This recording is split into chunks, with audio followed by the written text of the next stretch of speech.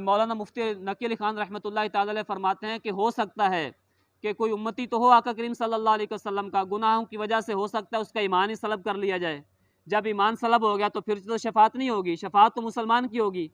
کافر کی تو شفاعت نہیں ہوگی۔ لیکن فرمایا ادھر تو شفاعت ہوگی، لیکن مسلمان مرے تو فرماتے ہیں جو مدینے جائے گا، جو آقا کریم صلی اللہ علیہ وسلم کے روضے کی زیارت کرے گا، تو فرمایا میری شفاعت واجب ہو گئی۔ اس کا مطلب آپ فرماتے یہ ہوا کہ اس کا ایمان بھی آقا کے کرم سے سلامت رہے گا، اس کی شفاعت بھی فرمائیں گے۔ کتنا پیارا لطیف نکتہ ہے کہ جو مدینے چلا گیا حضور کے روضے کی زیارت کے لیے، تو آقا کریم صلی اللہ علیہ وسلم آپ صرف شفاعت کے ضامن نہیں ہوں گے بلکہ اس کے ایمان کی حفاظت کے بھی ضامن ہوں گے، اس کا ایمان بھی بچائیں گے اور اس کی شفاعت کر کے داخل جنت بھی پہنچائیں گے۔ اور مزید اس میں آپ فرماتے ہیں مولانا نقی علی خان رحمۃ اللہ تعالی علیہ، آپ فرماتے ہیں کہ یہاں پر ایک اور بڑا پیارا نکتہ ہے کہ جو عام امتی ہیں،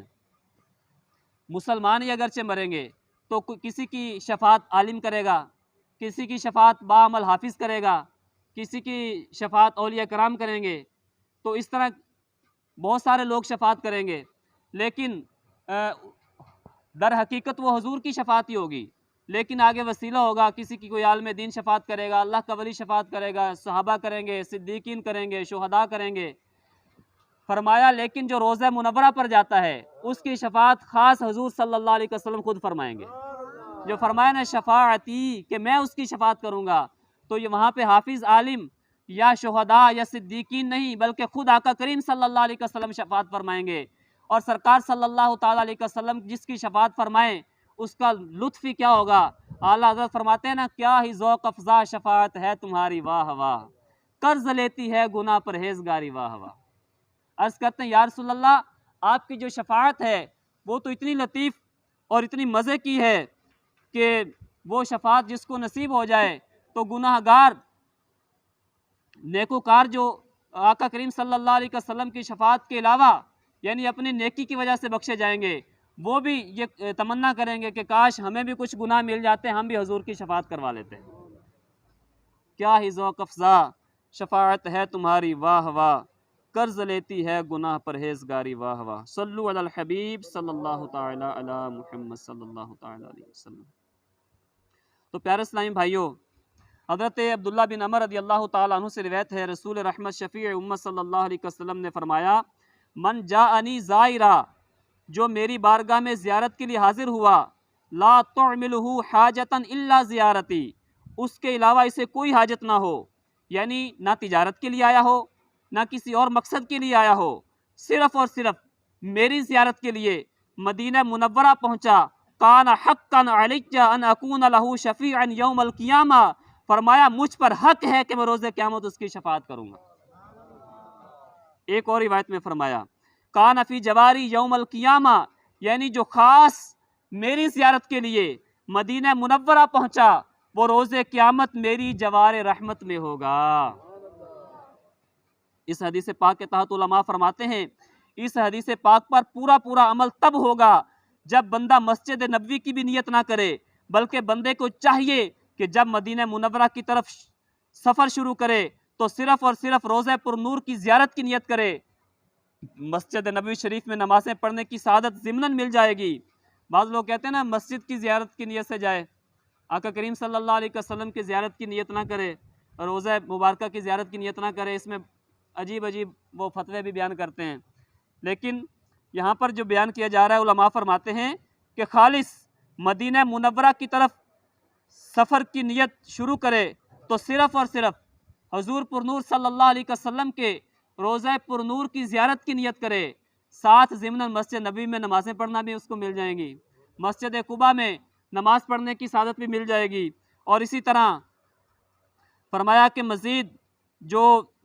خانہ کعبہ کے زیارت، طواف، دیگر عبادات تو ضمناً مل جانی ہیں، لیکن خالص جو نیت ہے وہ آقا کریم صلی اللہ تعالیٰ علیہ وسلم کے روضہ مبارک کی کرے۔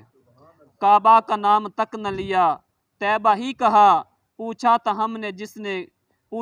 ہم سے جس نے کہ نہدت کی در کی ہے، یعنی جب مجھ سے پوچھا گیا کہ کہاں کا ارادہ ہے تو میں نے یہ نہ کہا کہ میں حج کرنے جا رہا ہوں یا کعبے کی زیارت کے لیے جا رہا ہوں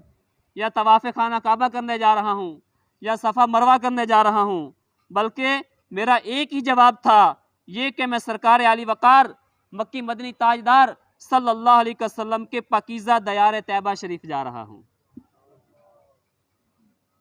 بخاری شریف میں حدیث پاک ہے، حضرت ابو ہریرہ رضی اللہ تعالیٰ عنہ روایت کرتے ہیں، ان الایمان لیعرض الی المدینۃ کما تعرض الحجۃ الی جحرھا، بے شک ایمان مدینے کی طرف سمٹ آتا ہے جیسے سانپ بل یعنی سوراخ کی طرف سمٹ جاتا ہے۔ یہ بڑی ایمان فروز حدیث پاک ہے، اس کو توجہ سے سنیے۔ کیا فرمایا؟ بے شک ایمان مدینے کی طرف سمٹ آتا ہے جیسے سانپ اپنے سوراخ کی طرف سمٹ جاتا ہے۔ یعنی علماء کرام نے اس کے مختلف بیان کیے ہیں۔ ایک معنی تو یہ ہے کہ قرب قیامت جب دجال نکلے گا تو پوری دنیا میں ایمان بچانے کے لیے کوئی پناہ گاہ نہ ہوگی، اس وقت ایمان مدینہ منورہ میں سمٹ جائے گا،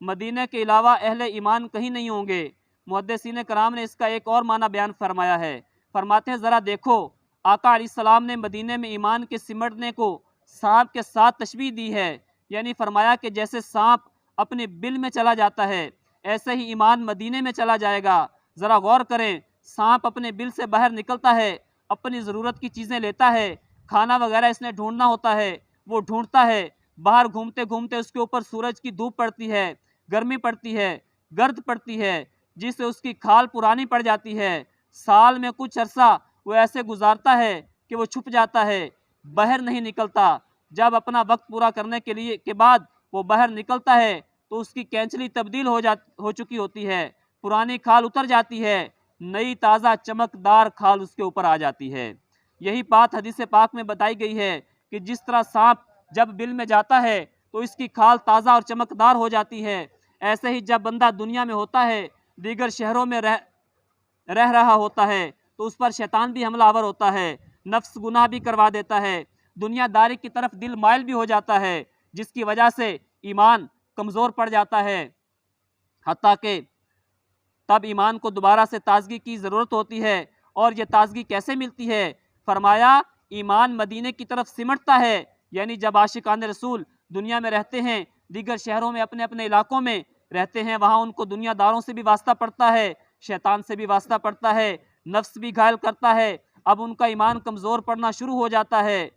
پھر وہ مدینہ منورہ پہنچتے ہیں تو مدینہ منورہ کی آب و ہوا ایسی نرالی ہوتی ہے، ایسی ایمان افروز ہے کہ اس کی برکت سے ایمان کو دوبارہ تازگی مل جاتی ہے۔ صلو علی الحبیب صلی اللہ تعالی علی محمد صلی اللہ علیہ وسلم۔ تو پیارے اسلامی بھائیوں، یہ ہے مدینہ پاک کی برکات۔ مدینہ پاک میں انسان اپنا گناہوں والا وجود لے کے جاتا ہے۔ ظاہر ہے جب بندہ دنیا میں رہتا ہے تو اس کے اپنے معاملات ہوتے ہیں، دنیا داری میں چلا جاتا ہے، لیکن مدینہ منورہ میں جب جاتا ہے تو اس کا ایمان تازہ ہو جاتا ہے۔ آقا کریم صلی اللہ تعالیٰ علیہ وسلم کے روضہ مبارک کی وہ پرنور فضائیں، وہ ہوائیں جب اس کے جسم سے چھوتی ہیں تو اللہ تبارک و تعالیٰ اس کے دل کو پاکیزگی عطا فرما دیتا ہے۔ پیارے اسلامی بھائیوں، مدینہ پاک کی بات ہی نرالی ہے، مدینہ پاک کی ہر چیز کی بات نرالی ہے۔ عظیم عاشق رسول حضرت محدث اعظم پاکستان مولانا سردار احمد مدینہ منورہ سے بہت محبت کیا کرتے تھے۔ آپ بہت بڑے عاشق رسول تھے۔ فیصل آباد میں آپ کا مزار پرانوار ہے، مولانا سردار احمد قادری رحمۃ اللہ تعالی علیہ۔ آپ کی محفل میں اکثر مدینہ منورہ کا تذکرہ ہوا کرتا تھا۔ اگر کوئی زائر مدینہ آپ کی خدمت میں حاضر ہوتا تو اس سے مدینہ منورہ کے حالات پوچھتے، مدینہ منورہ کے رہائشی عاشقان رسول کی خیریت دریافت کرتے، اور اگر کوئی تبرک پیش کرتا تو بڑی خوشی سے قبول فرماتے۔ ایک دفعہ ایک حاجی صاحب مدینہ منورہ سے واپس آئے، وہ کھجوریں لے کر حاضر ہوئے اور آپ کو تحفے میں پیش کیں، تو حضرت محدث اعظم پاکستان کی خدمت میں پیش کیں۔ اس وقت دورہ حدیث شریف جاری تھا، یعنی کلاس لگی ہوئی تھی، آپ پڑھا رہے تھے۔ محدث اعظم پاکستان رحمۃ اللہ تعالی علیہ حدیث شریف پڑھا رہے تھے، آپ نے مدینہ منورہ کی کھجوریں تمام طلبہ میں تقسیم فرمائیں اور ایک کھجور اپنی داڑھوں کے نیچے دبا لی، دانتوں کے ساتھ ہوتی نا داڑھیں، وہاں دبا لی۔ پھر فرمایا کھجور مدینہ جب تک گھل گھل کر اندر جاتی رہے گی ایمان تازہ ہوتا رہے گا۔ عاشقوں کے انداز ہی نرالے ہوتے ہیں، وہ تو کھجور سے بھی لطف لیا کرتے ہیں، مدینہ کی کھجور کو بھی مزے کے ساتھ کھاتے ہیں۔ پتہ چلا جو عاشق ہیں ان کا ایمان مدینہ کا نام سن کر بھی تازہ ہو جاتا ہے، عاشقوں کا ایمان مدینہ کی چیزیں دیکھ کر، مدینہ منورہ کے آئے ہوئے تبرکات کو دیکھ کر، مدینہ منورہ کی کھجوریں کھا کر، اپنے شہر میں رہ کر بھی ان کا ایمان تازہ ہو جاتا ہے۔ پیارے اسلامی بھائیو، اللہ پاک ہمیں عشق مدینہ نصیب فرمائے۔ مدینہ منورہ کی یادوں میں تڑپنا چاہیے، حاضری مدینہ کے لیے مچلنا چاہیے۔ سرزمین مدینہ کی اہمیت کا اندازہ اس سے لگائیے کہ ہمارے پیارے آقا مکی مدنی مصطفیٰ صلی اللہ علیہ وسلم نے فرمایا، جس سے ہو سکے وہ مدینے میں مرے، کیونکہ میں اہل مدینہ کی شفاعت فرماؤں گا۔ محدث اعظم پاکستان رحمۃ اللہ تعالی علیہ، ابھی جن کا واقعہ آپ نے سنا کھجور والا، ان کا بھی کمال عشق تھا۔ انہوں نے یہ حدیث پاک تو پڑھی ہوئی تھی اور پڑھائی ہوئی تھی بہت دفعہ کہ جس سے ہو سکے وہ مدینے میں مرے، کہ جو مدینے میں مرے گا میں اس کے ایمان کی اس کی شفاعت کروں گا۔ اب محدث اعظم پاکستان رحمۃ اللہ تعالی علیہ بھی حاضری مدینہ کے لیے پہنچے۔ اب جب واپسی کا ظاہر ایک وقت اور ایک مدت ہوتا ہے، پھر واپس آنا ہوتا ہے، تو جب آپ واپس آنے لگے تو آپ کو یہ حدیث پاک یاد آ گئی کہ آقا کریم صلی اللہ علیہ وسلم نے فرمایا تھا کہ جس سے ہو سکے وہ مدینے میں مرے، جو مدینے میں مرے میں اس کی شفاعت کروں گا۔ جب یہ حدیث ذہن میں آئی تو آپ نے کیا کیا، اپنے چند ایک ناخن کاٹے، اپنے ناخن کاٹے، اور ناخن کاٹ کے نا آپ نے تو وہاں پہ دفن کر دیے مدینہ پاک کی زمین میں۔ عرض کرنے لگے، یا رسول اللہ اس لائق تو نہیں ہوں کہ یہاں دفن ہو جاؤں، لیکن اپنے جسم کا تو کچھ حصہ چھوڑ کے جا رہا ہوں، اس کے صدقے ہی مجھ پر کرم فرما دینا اور میری شفاعت کر دینا۔ تو یہ عاشقوں کا مزاج ہوا کرتا ہے۔ محدث اعظم پاکستان رحمۃ اللہ تعالی علیہ آپ اس قدر مدینہ پاک سے محبت فرمایا کرتے تھے۔ پیارے اسلام بھائیو، عشق مدینہ کو مزید بڑھانے کے لیے، ذوق مدینہ حاصل کرنے کے لیے، فکر مدینہ، یاد مدینہ کی دولت نصیب حاصل کرنے کے لیے اللہ پاک سے دعا بھی کرتے رہیں، اور دعا کریں کہ اللہ پاک ہمیں ذکر مدینہ، فکر مدینہ، یاد مدینہ میں گم رکھے۔